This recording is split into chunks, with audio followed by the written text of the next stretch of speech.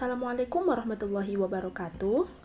Hari ini saya akan melakukan perjalanan ke Museum Mandala Wangsit Siliwangi untuk melakukan observasi, wawancara, dan dokumentasi untuk memenuhi tugas akhir semester mata kuliah pengantar ilmu sejarah. Nama Museum Mandala Wangsit berasal dari 3 kata. Yang pertama, kata Mandala artinya tempat, sementara Wangsit berarti amanat, pesan, atau nasihat, dan Siliwangi adalah nama salah satu raja dari kerajaan Pajajaran. Jadi, museum ini adalah tempat penyimpanan untuk menyampaikan pesan perjuangan para pahlawan kepada generasi selanjutnya.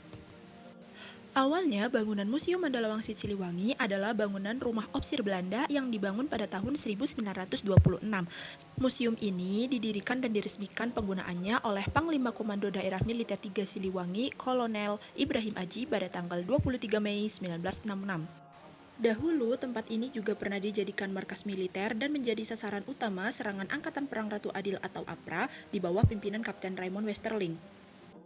Nah, pada tahun 1979, koleksi di Museum Mandala Wangsit itu semakin banyak, sehingga dilakukanlah perluasan museum dengan dibangunnya gedung baru bertingkat 2 yang dibangun di samping bangunan gedung yang lama dan diresmikan pada 1980 oleh Panglima Kodam 3 Siliwangi ke-15 yaitu Maijen Yoga Sugama dan prasastinya ditandatangani oleh Presiden Republik Indonesia Bapak Soeharto.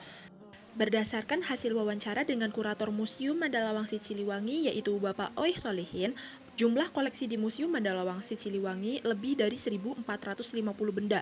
Nah, benda-benda tersebut meliputi kendaraan, senjata tajam, senjata api, alat komunikasi, pakaian, lambang satuan daerah, foto dokumentasi asli, lukisan, uang, dan masih banyak lagi.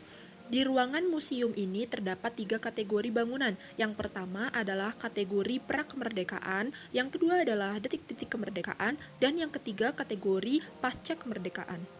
Dari ribuan benda-benda bersejarah yang menjadi koleksi Museum Mandala Wangsit Siliwangi, saya tertarik dengan koleksi foto dokumentasi asli tentang Operasi Pagar Betis atau penumpasan DITII yang dipimpin oleh Kartosuwiryo di Jawa Barat.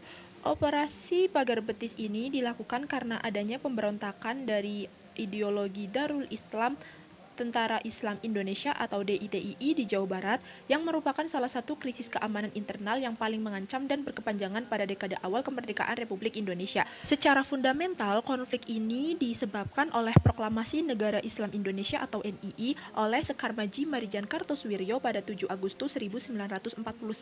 Deklarasi ini tidak hanya bersifat politik tapi juga ideologis karena secara langsung menantang prinsip Pancasila dan ideologi negara kesatuan. Konflik bersenjata antara TNI dan DITII berlangsung selama 13 tahun, dimulai dari 1949 hingga secara formal berakhir pada 4 Juni 1962 dengan ditangkapnya Kartosuwiryo. Dalam upaya untuk menangani pemberontakan DITII, TNI pernah mengalami kegagalan strategi, sehingga mereka membuat strategi baru yang dinamakan OPB atau Operasi Pagar Betis. Operasi ini mengubah fokus dari pertempuran frontal menjadi pengepungan total. Pelaksanaan Operasi Pagar Betis mencapai intensitas puncaknya menjelang tahun 1962 dengan fokus utama di wilayah Garut, di mana tempat pasukan TNI berhasil memojokkan dan menangkap Sekar Maji Marijan Kartosuwiryo. Sekian dari saya, terima kasih. Wassalamualaikum warahmatullahi wabarakatuh.